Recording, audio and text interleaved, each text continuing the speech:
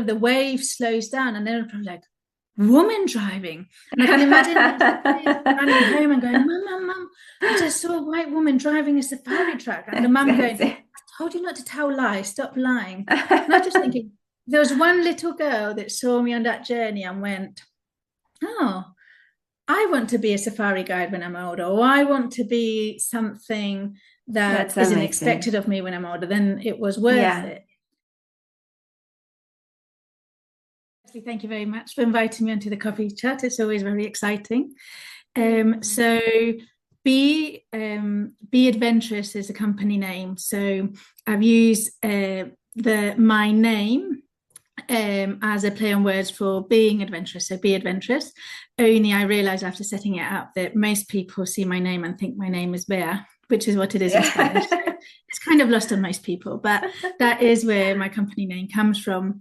And it was born from a love for travel and a love for exploring beyond the highlights. And that's the main focus, is not just stopping at the places that you see on Instagram, but just going that little bit further and getting to meet the locals and having that conversation and allowing enough time for the story to unfold, those kind of stories that, you know, we read about on adventure travel books and so on. Those are there available to everybody, but they're only generally there if you step outside your comfort zone a little bit and leave the highlights behind. And that's really what Bea Adventurous is about, both my website and my Instagram. But what has come from that is that I've then started leading tours in a number of places, so in the Basque Country, but also throughout a number of countries in Africa, where I try and replicate that same thing. And of course, we see the highlights, but I want people to experience that kind of local hospitality that you generally get when you're traveling solo. So that's Bea and Bea Adventurous in a nutshell. I love it. And about the part of Bea in the name, what can you tell us about Bea in the name? So to tell you about Bea? Yes. As in about me, about me? You, yes. Okay, so I don't really know where I'm from because my parents are British, but they'd already moved to Spain, and so I grew up in Spain with British parents, and I didn't feel local, but I didn't feel British either. And so I've always been a very characteristic third culture kid. When I finished school, I left home and went to Ireland for a year to work with horses. And then I went to university in Wales. And basically, I created this accent as I went. So depending on where I learned the word, I would say it in an Irish or Welsh accent. Luckily, I then settled in the Cotswolds for over a decade, and it's smoothed out to the point where anybody who's not British thinks I sound British, and everybody who's British goes, where are you from? And I'm now living back in Spain again, where I now no longer sound Spanish, but I sound like an English person who has excellent Spanish. So I'm a hybrid and never quite fitted in anywhere. And I think that's part of the reason why I've always loved to travel, because I've always enjoyed understanding the other side of the story. And that comes from my upbringing. So when I was growing up in the Basque Country, the ETA terrorist group was very active. And there was a lot of people within my community that supported the ideology behind ETA. They may not have supported the terrorists, but they supported the ideology. And there was a lot of people in my community who didn't support it at all. And so I grew up in the middle of that, not really having a thought one way or the other, and seeing that very nice, kind, genuine, normal people can be completely opposite. And then when I went to compete in Madrid, and I remember this kid saying to me, oh, now that you're out of the war zone, are you going to go back? And I was like, what war zone? I'm like, you're in the Basque Country, it's a war zone. Like, we've seen it, there's tanks in the street, and it must be really scary. And can you even go out to play? And I had a very normal childhood. The main way it affected us is yes, sometimes there was bombs that went off. I heard one once, but in the distance, it wasn't like an active war zone. And kids would prank the school to say that there was a bomb planted, so they kept having to take us out. But that was, kids trying to waste time. And I realized that outside of where I lived, the story painted in the news was completely different. They had created this image of what living in the Basque Country was like and what the Basque people were like. And so I've taken that with me as I've grown up and with my travels. And so there are so many places in the world that people say you shouldn't go there because it's dangerous. Yeah.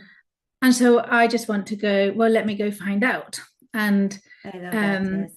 And then what I realize is that 99.9% of all the people are wonderful individuals that care about the same things as we do, which is just health, family, making sure there's enough food to survive. And then we've got the privilege of sometimes being able to care about more. Yes. But that when it comes to religion or views or politics, that most people, that doesn't govern them at all. Yeah. And, so that's one of my driving forces. And it was that kind of came about when I went to Sierra Leone in 2022, and I went on a bit of a whim. I fancied a challenge. I saw there was a marathon there. I'd never run a marathon before. I hated running. I thought, why not? Let's do it in one of the most challenging conditions we possibly can.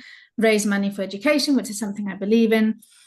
And when I was there, my perspective changed completely. And at the time, I was working as a vice president of sales. I had a high-stress job.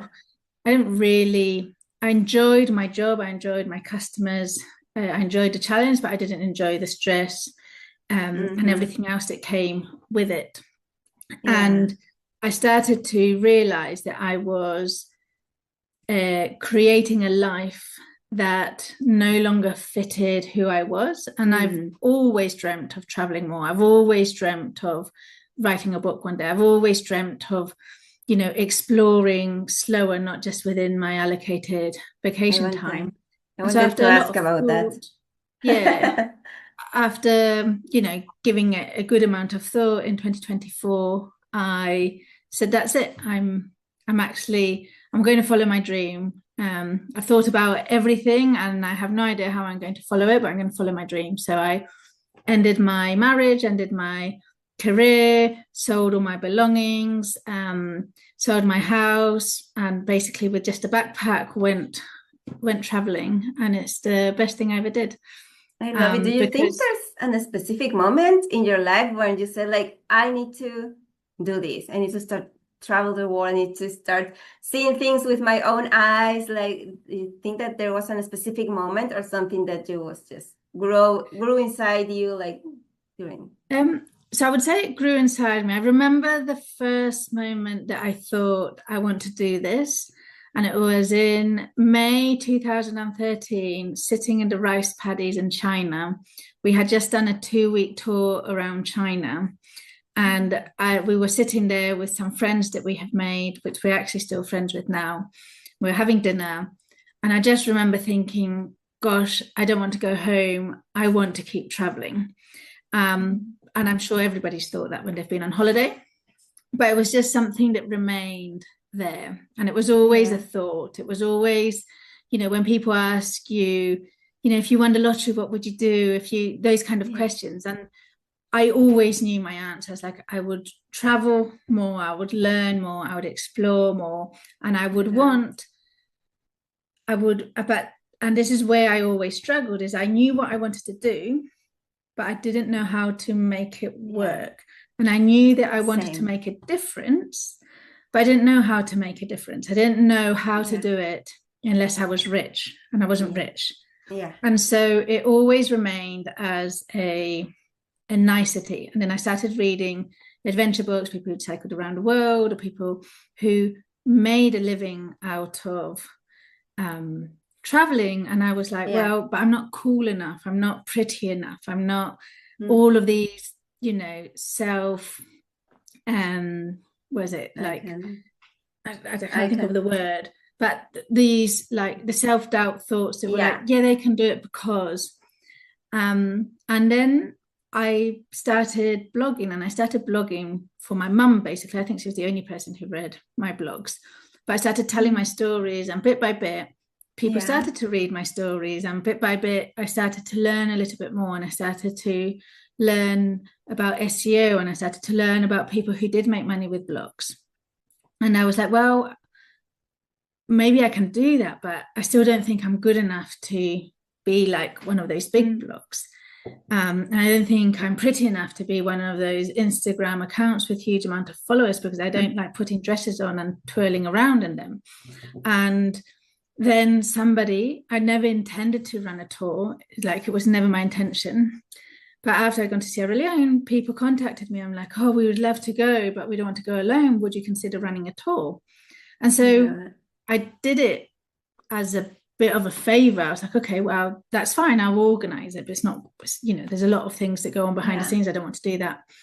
And then I fell in love with watching people discover a place for the first time.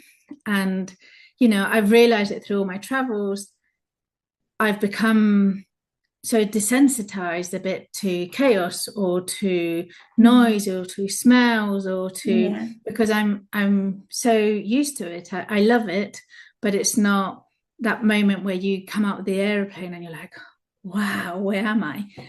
And I now get to relive that through people who are completely stepping out of their comfort zone and who are going somewhere often a little bit scared. And that moment when they meet a random person who comes to talk to them and is like, please come, I want you to try my pojo, which is like palm oil alcohol, like this is what we drink here, please come and have a drink with us. And you see them sitting down and trying it, and then it turning into this amazing experience that nobody could have.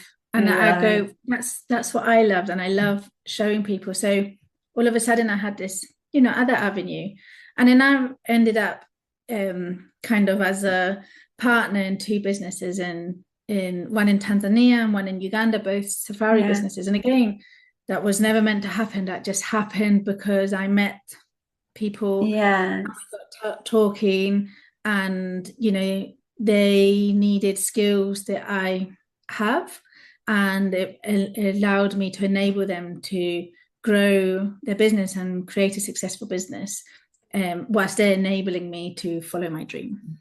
I love everything about what you just shared, because I think that we all can see in that that was not sure about starting something, who wanted to go out there but didn't know how, like was not sure about herself. Like I definitely can see myself in all your words, and I think that it's like something more common than what you think. And we are always, I mean, not always, but most of the time so hard on ourselves, and we always think that the other is better than us and that they can but we can't. And it takes like really, I think that before we can build something outside is building inside, right? Like build the confidence, build so I love that. And I also love that how it just started. Once you started, it started shaping itself. Like it started, it took you to, you didn't even know where. Like I love that. And before even you like thinking about it, you were inspiring people to go outside their comfort zone, to do things, to challenge themselves and to go over. I loved everything about your story. Thank you.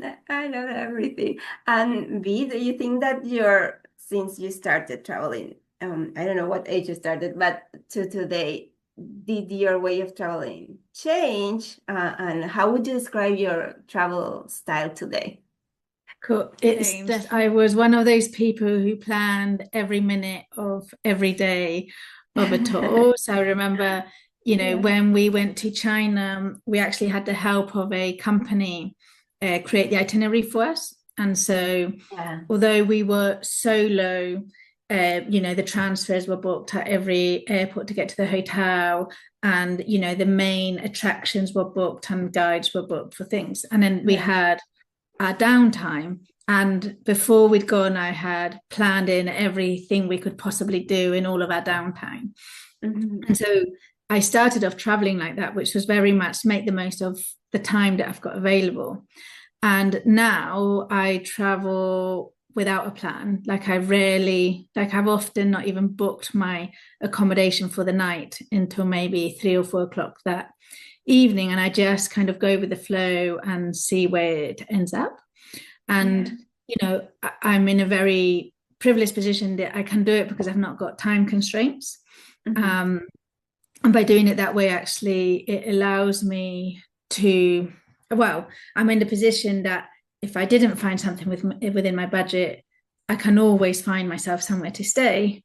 But it normally always works out positively. And it's meant that because I've been able to do that, I've ended up being invited to stay at people's homes and they put me up for the night. Or, I've been told that neighborhood is better than that one. And so last minute, I've changed my plans. I've ended up in a much better place.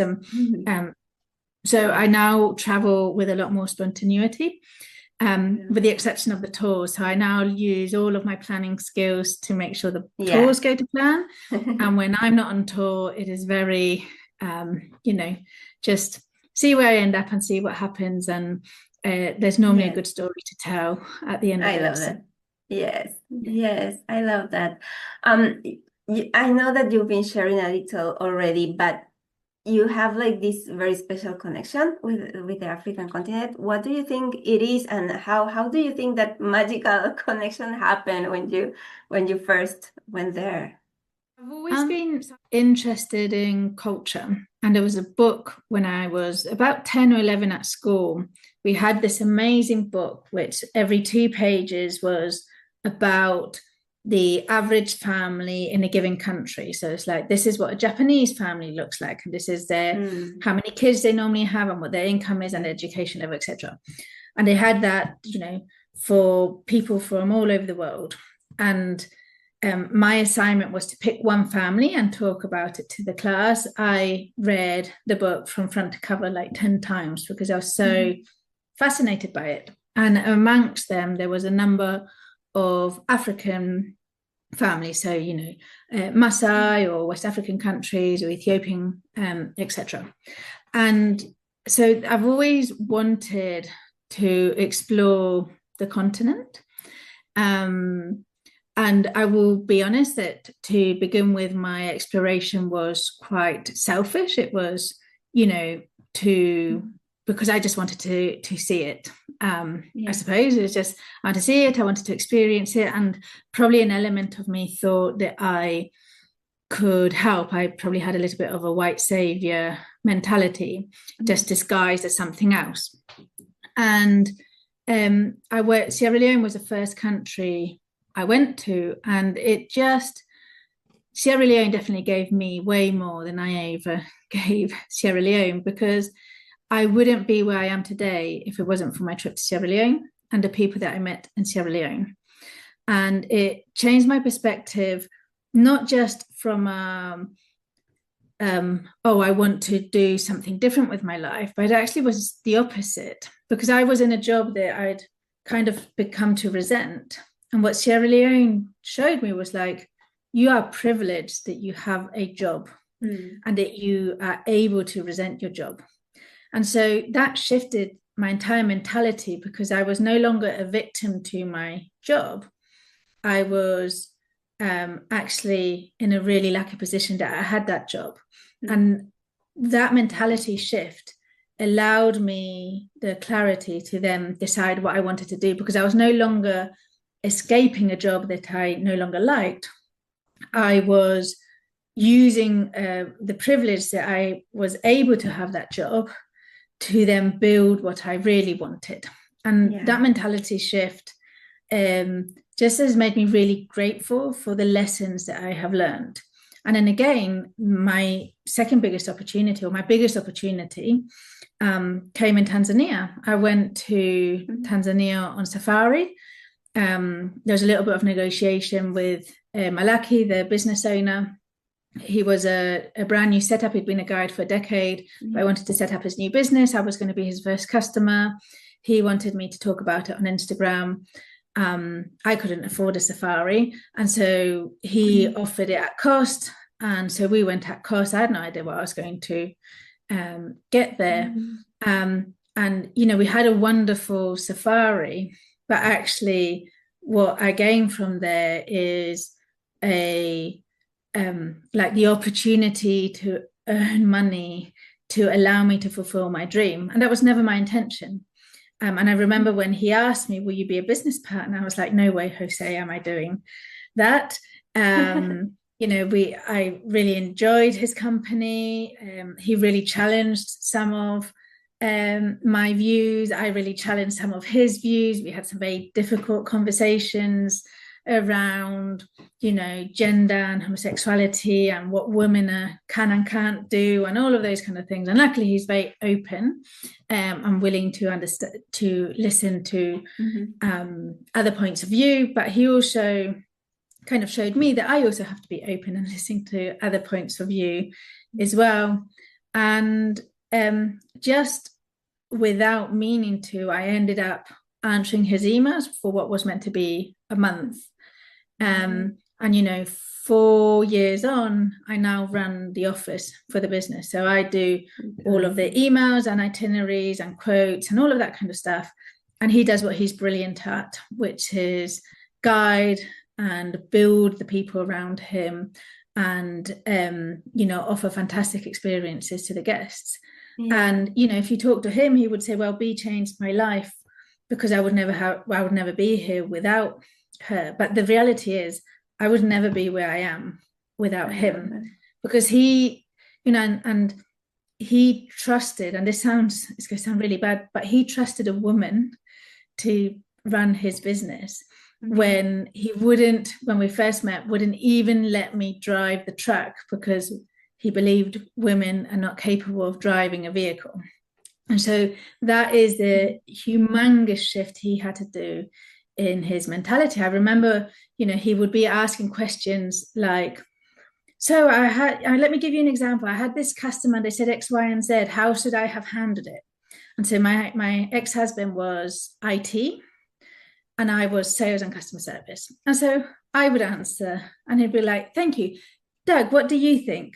And my husband would go, well, Bea is the expert in this. So what Bea said, no, but I want your opinion. And so he would repeat what I said and he's like, oh, brilliant. And so, you know, it was very obvious to begin with that what I said didn't matter. And it all changed because one day, whilst they were doing a little photo shoot, I jumped in the truck and drove off, like, you know, to be funny, a few meters. And he was like, oh, I didn't think you'd know how to, like, get into first gear and move. And he's like, you can drive.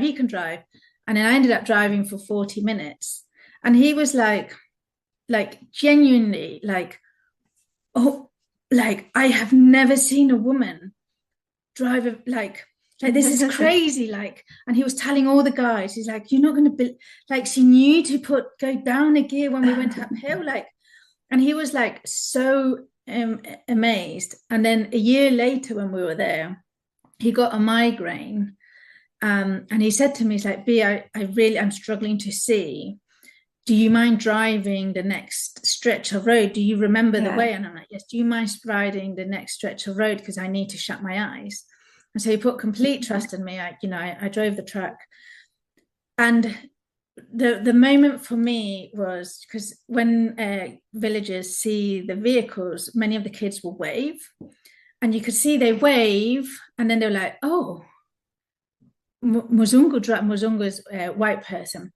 Oh, Muzungu driving, and they kind of the wave slows down, and they're probably like, woman driving. And I can imagine running home and going, Mum, I just saw a white woman driving a safari truck. And the mum going, I told you not to tell lies, stop lying. And I was just thinking, there was one little girl that saw me on that journey and went, oh, I want to be a safari guide when I'm older, or I want to be something that isn't expected of me when I'm older. Then it was worth it.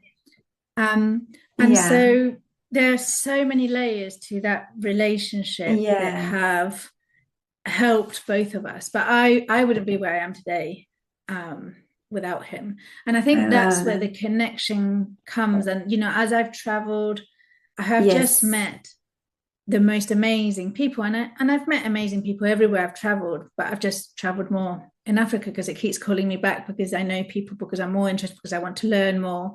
You know, I keep returning to Tanzania to go deeper and deeper, you know, so. That's an amazing story. And I loved everything, but what you said is so important. Like, we need to be open from both sides, because if not, the connection is not going to happen. Yeah. It's so important. And I love that you, like, without even noticing, you inspired this little girl to just, you know, to dream big. Hopefully. I'm sure you did. Yes. I love that story. And the Bea from who started traveling to the Bea today, how would you describe the Bea today in 3 words? 3 words? Yes. Courageous.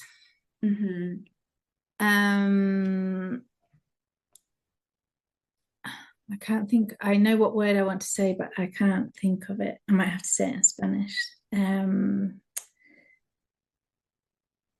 want to say nuanced, and I know that's not like the reason I say nuanced is because I have become incapable of seeing anything as black or white anymore. I'm always seeing all the different sides, and that's something I've become. So nuanced and reflective.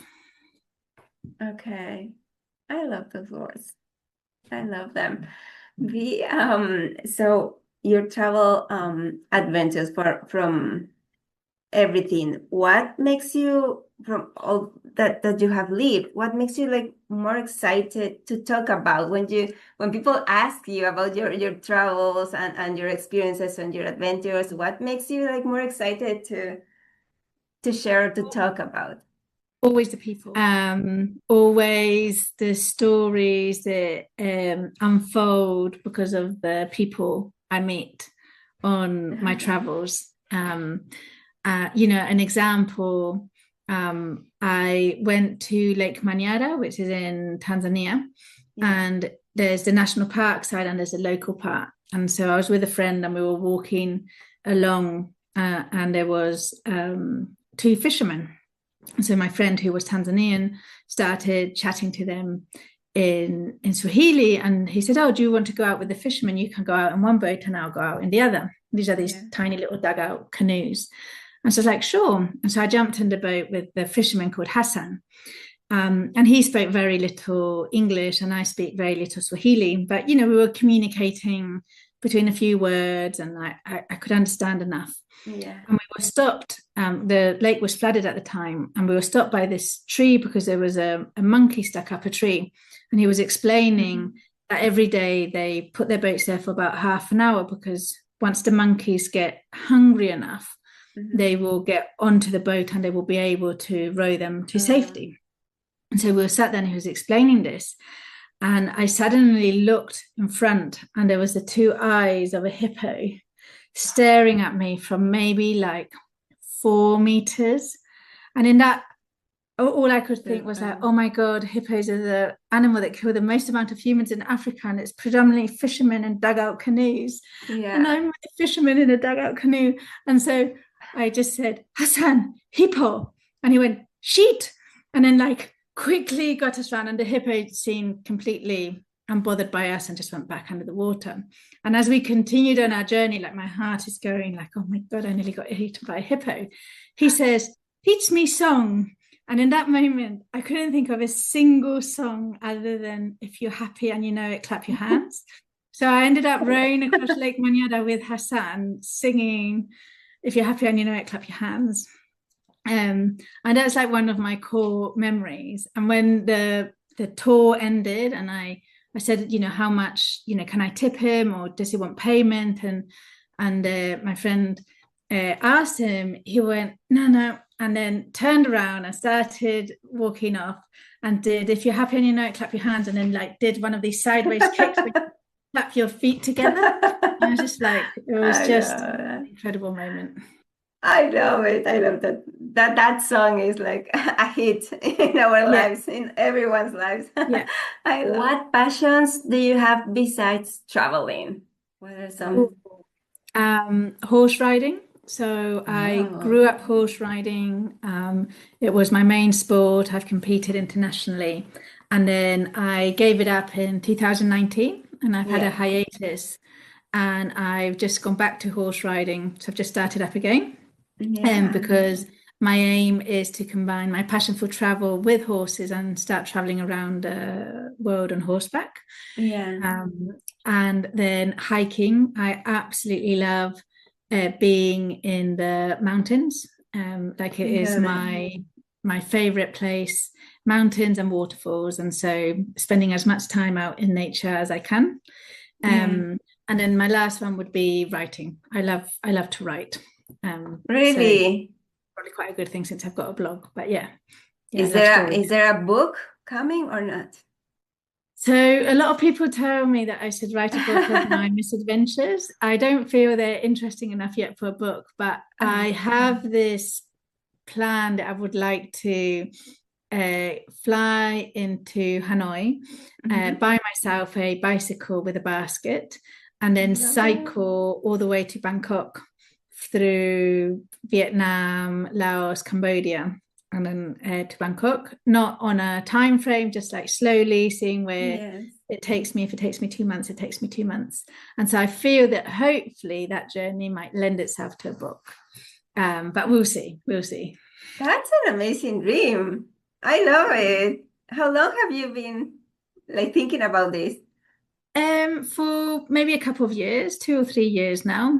So just need to find the right time to go and do it. But yeah, that's something I would love to do.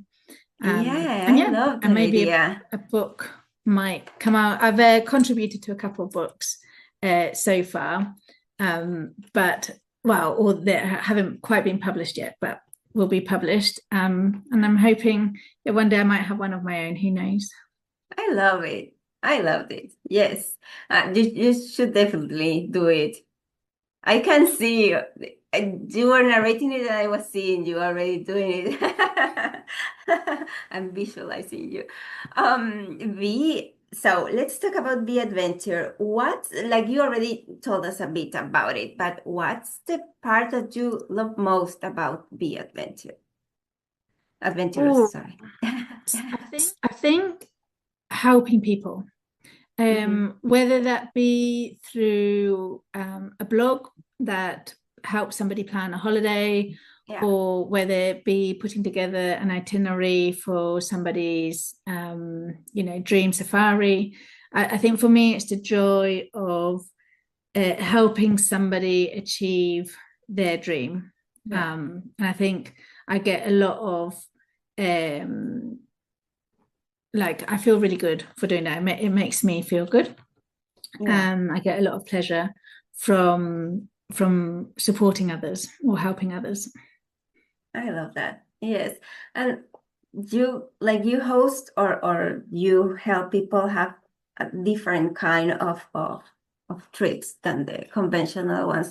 What kind of stories or do you think that usually don't make it into like the guidebooks or the blogs, or what kind of stories? For example, so I ran 2 tours in Tanzania, and the September one, we do all of the highlights that people would expect in regards to the safari, so Tarangire, Ngorongoro, Serengeti, the Great Migration. But one of the days we go to we kind of border the Ngorongoro conservation area and go right into like an area where very, very few tourists ever go. It's very much off the beaten path, and it's an area where farmers struggle with elephant rage because it's right next to the elephant corridor where they're going from Ngorongoro down to Lake Manyara.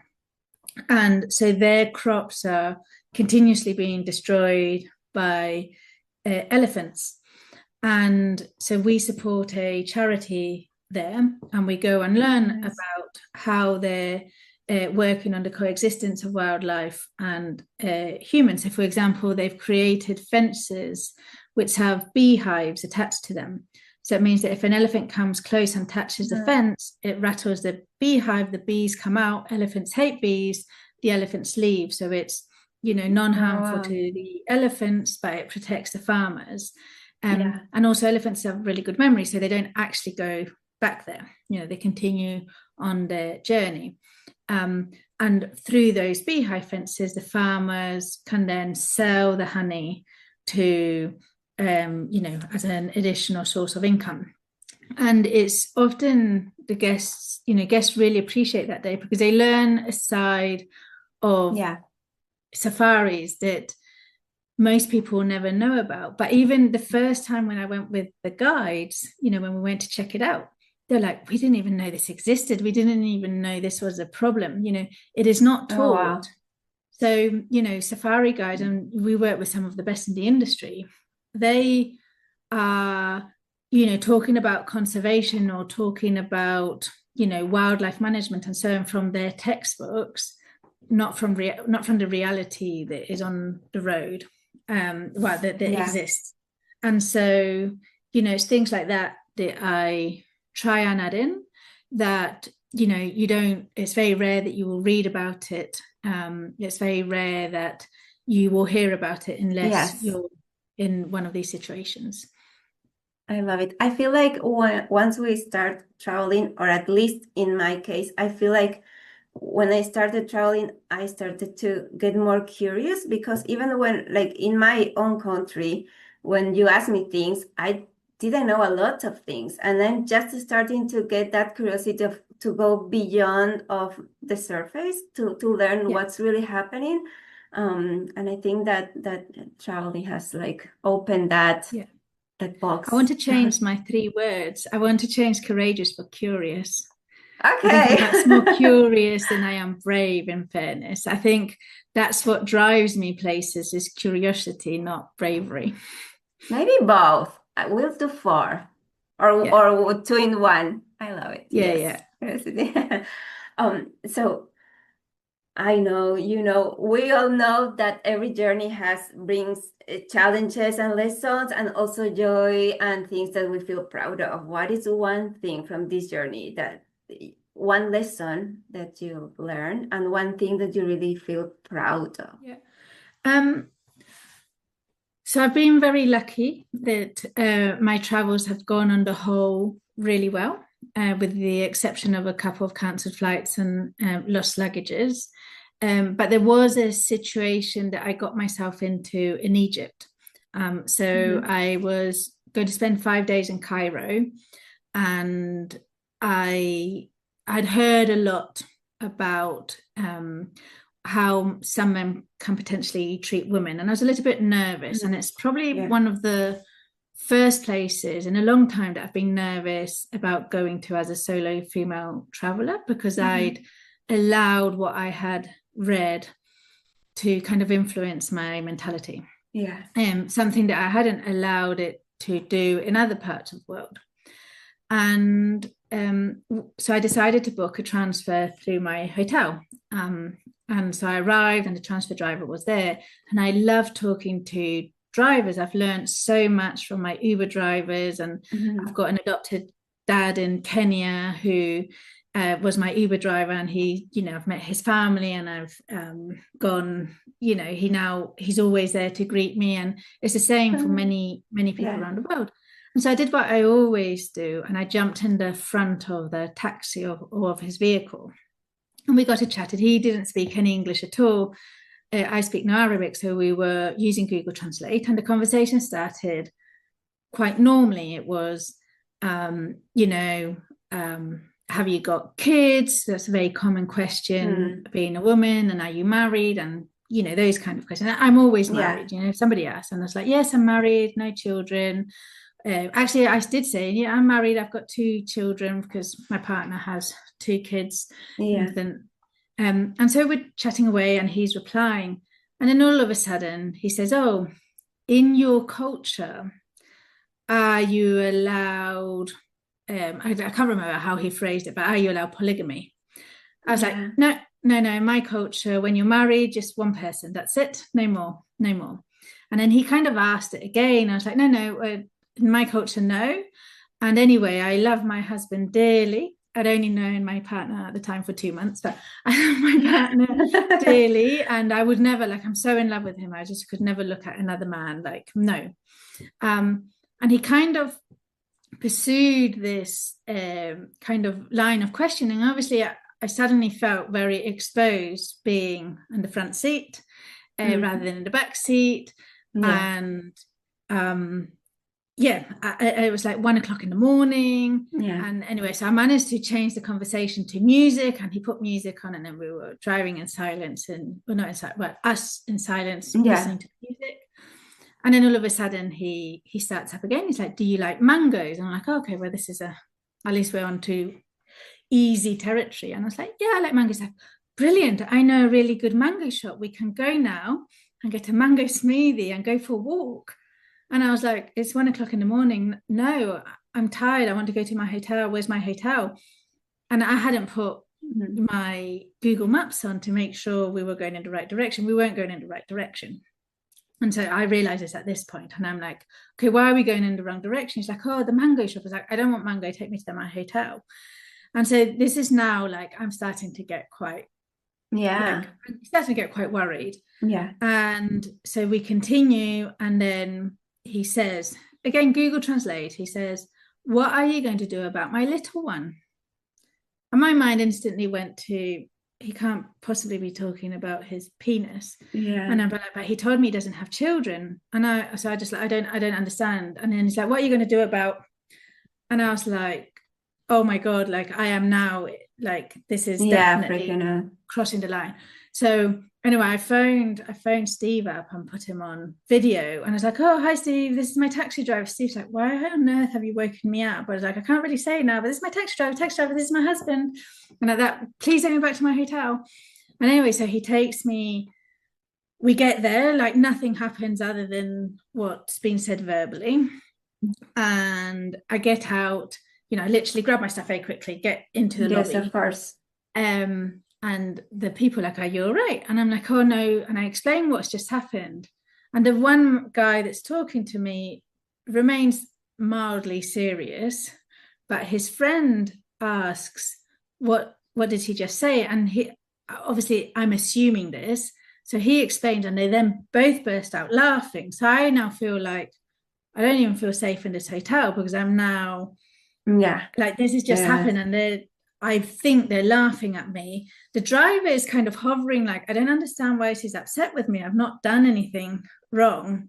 And anyway, I'm like, please just take me to my room. I just want to go to my room. I get to the room, and I'm normally really, I can sleep anywhere. But this is just not the room I needed. Like I couldn't plug it. I couldn't turn the light on without getting electrocuted. There was no toilet paper. Like it was all concrete, no windows. Like I felt really like it was horrible. So I went on Instagram and I shared I did a video. I've always said I would always be honest. So I shared what had happened, and by this point it's like nearly 2 a.m, and I get a phone call from a guide that I had booked a tour with for 4 days time.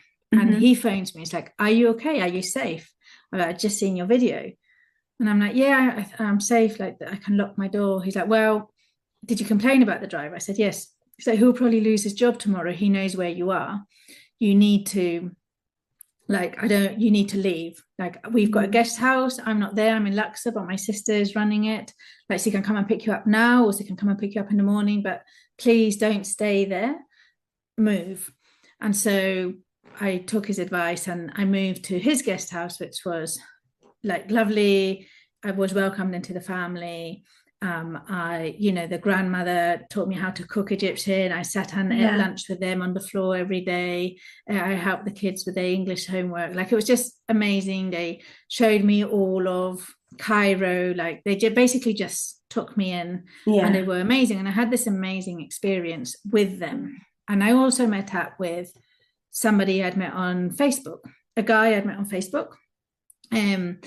And I was a bit nervous about that after what happened with the taxi driver. And the thing Yes, I'm of proud course. of is that I didn't allow that to cloud Egypt for me. I went, no, I'm going to do what I normally do. Yeah. And Khaled turned out to be like the nicest gentleman ever. And when we were talking about the incident in the taxi, he's like, well, obviously he should never have done what he's done. But I want you to put yourself in his shoes for a moment. Probably the only image he has of Western women is what happened in movies. And if you think about movies, women are often presented quite promiscuously. And, if you're watching rom-coms, everything goes quite fast. So if you sat in the front and smiled at him, he's probably thought, oh, happy days. This is one of these promiscuous Western women. And he probably that didn't even have any idea that he was doing anything wrong. He said, and again, he reiterated it, what he's done is wrong, but, you should always sit in the back and, don't be overly chatty because you're in a different culture. And actually that is perceived completely differently. You can engage in conversation, but just think about how it's going to come across. And so that was one of my biggest lessons is I do actually now always sit in the back. It doesn't mean that I've stopped having really great conversation with taxi drivers, but it just means that if I ended up in a situation like that again, I'm actually going to feel much safer with that distance. And then when because often I sometimes repeat the same driver if I got on with them, then obviously I can move into the front at that point. And I will say that after that incident, when I was in Rwanda, my taxi driver offered to go on holiday with me, and I said yes, and we went on a 3-day adventure together through Rwanda. So I didn't let it spoil the fun of spontaneity, but it just taught me that I do need to be aware of potential harm. I'm sorry you went through that, and I think that it's very sadly it happens a lot, especially with women, and I hope that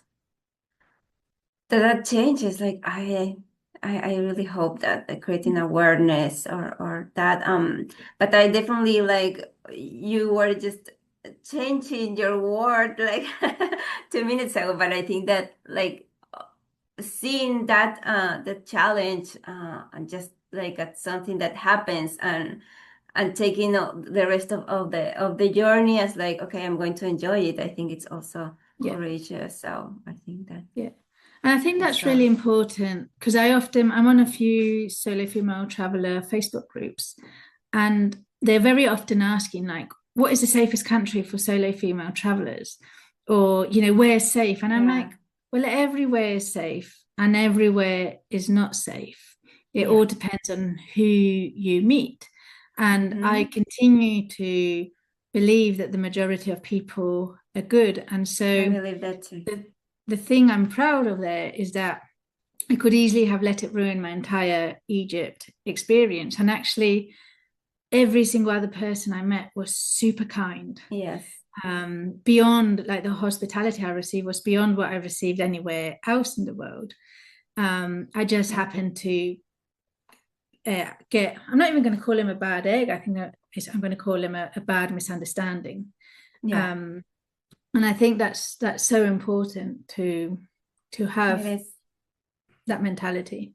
Yes, I agree. Like sometimes it challenges us to have this mentality, but I also want to like it's having faith in us, having faith in good. And today is like so much needed, honestly. But I love the how you balance the challenge with the fact of, I mean, the lesson with something that you decided to take it in a way that you will get the most out of your trip anyway and stay open to things. If your life were a book, what chapter would this be called? The one you are at. Oh, what would it be called? where I am right now, immigration Yes. nightmares, because I am a traveler that is locked in a country and isn't allowed to leave. Okay, house arrest. So right now I am trying to regain my Spanish residency, and I'm not actually allowed to leave the country until that comes through. And it's been 5 months of Yeah. not being able to travel when my entire passion Yeah. is traveling, which Okay. has been it's been challenging, and I've had to adapt my mentality to go, well, I'm in a really interesting country, so I can explore Spain to its fullest, and it gives me a chance to build my business, and I actually genuinely enjoy business. But when they first told me that, I will admit that it did hit me quite hard. Yeah. So wait, let's name the next chapter then. The next chapter. Yay, freedom. What would be my next chapter? But I don't know what's going to happen in my next chapter. That's the But you are problem. going to write it. Like, what are you going to Okay. call it? Yes. Balance. Balance. I think the balance, Okay. finding the balance of um, competing dreams. So the dream to travel and explore, and the dream of having met a wonderful man and being part of his family and wanting to be there for the I family love as that. well. So I love that. Okay. I love that new chapter. I want to us to talk about it when it yeah. starts. So when we started this conversation, you were mentioning this like the space between the dream and how we make it come true. A lot of people are going through that. What piece of advice would you tell anyone who is like dreaming with starting traveling maybe, or being a digital nomad, or anything, honestly, how to get unstuck and start living their dream? It's probably the most challenging place of the whole journey, because when you look at it in hindsight, um, you will always see that you could have started sooner. But when you're in the moment, you don't feel you can. And I think the biggest piece of advice I would give somebody is you don't need to wait for it to be perfect, because it will never be perfect. The conditions will never be perfect. And I think that's the mentality I had for a while. It's like, when I have X amount saved, I'll go. When the work, I wanted to leave my corporate job, but I only wanted to leave my corporate job when it was in a good place. So I'll be like, when we finally hit our targets, I will leave. When we finally, but it just, none of those ever aligned at the same time. And so I think my first piece of advice would be, don't wait until it's perfect. But my second piece of advice would be, have a contingency plan in case it doesn't work, or you don't like it. I've actually met people who've given up their, what they had to go traveling, and then they're like, we didn't actually enjoy it. It wasn't what we played out to be. And so for me, I've always had a very strong belief that I could get a job if I wanted to. So even though I was leaving my job, I know that I'm resourceful enough that even if I had to start at the bottom again, I would get a job and I would work my way back up to a position that I would want to be in. And so that was the confidence that I had to say, okay, well, I don't have as much money as I want. And right now, when I left, my blog was making £50 a month. Like, that was my average income. I was like, I'm leaving with a finite amount of money, a blog that makes no money, and I don't actually have any doors open right now. Yeah. But I'm just going to do it because, and I set myself a target. I was like, of the money I had, when I've spent X amount, if I'm not making money, then I will just come back to the UK. I'll use the other money that's left to get myself settled, to get a job again. And I had that confidence that I could do that. And so that allowed me to do it. And the crazy thing is that the day I handed in my notice, I hadn't told anybody other than my husband at the time. the day I handed in my notice, I got a phone call from a friend who runs a tour business, and out of the blue, he just phoned me and said, "Bea, I was thinking, would you want to lead a tour in Kenya for me?" It was like that was the first door that opened. Just as soon as I said to the universe, "Okay, I'm doing this no matter what," it went, "Okay, let's open the first door for you." And that's kind of how it went. It's just as soon as I put it out there, all these doors started to open. Some didn't lead anywhere, some have led to incredible places. And to be honest, I remember I literally got to the last penny. Like I was watching my bank account go down and down and down and down. And I remember sitting with Steve saying, I think I'm going to have to get myself a job because I'm not making enough money. And I'm getting to the point that I said that once I get there, I have to be, a responsible adult and do, financially the right thing. And he was like, "Oh, but you don't want to go back to the corporate world." I was like, "Well, I don't think I need the corporate world, but I need at least a part-time job." And literally the moment the money got to that point, my website went, "Okay, let's start working now. Here we go." Cha-ching. I love that. And I went, "Oh, this could work." Like for the first time, I was like, I've made enough that I don't need to dip into my savings this month. And, I love that. And it's kind of like, it's like it tests you. It's like it goes, okay, well, we're not going to make it easy. And then from then on, I've not had to dip back into my savings again. I've actually managed to put a tiny little bit aside most months to start rebuilding it. And it's those two things. Don't wait until it's perfect, but do have, don't go and do it putting yourself in a position that you can't get yourself back out of.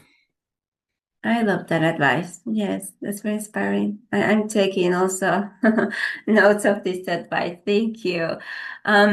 I know that we are looking for the visa and working on that on the state. But beyond that, any project or dream for Bea for this year, or are we focused on? So my new country for this year is Madagascar. So I'm actually joining one of my Instagram friends who is running a tour there. So I'm super excited to explore Madagascar. It's somewhere I've always wanted to go. And I've got quite a bit of work lined up so for example, I'm off to Romania, should my visa be sorted, to hike with bears with Carpathian Mountains, which is like a charity / like tourism business, but it's very ethical. And also diving into travel with kids, which is kind of a whole new angle for me. And because I've always done solo travel, and now I've got a family to take with me, which significantly increases the cost. But again, that's a new angle for Bea Adventurous to help families with planning as well, because it definitely requires a different mentality. I love that. Yes, double the money, but also the fun. I'm sure that you're going to have more fun. Yeah. I love it. Well, thank you so much, Bea. I really wanted to know more about your story. I think you're very inspiring. I loved everything what you share. Your stories are amazing. We really need a book from all your stories. I'm going to be messaging you like to remind you that you need to to write down. Thank you so much. No, thank you. I really enjoyed the chat, and I really appreciate you reaching out to me and setting this up. It's been a lot of fun, so thank you.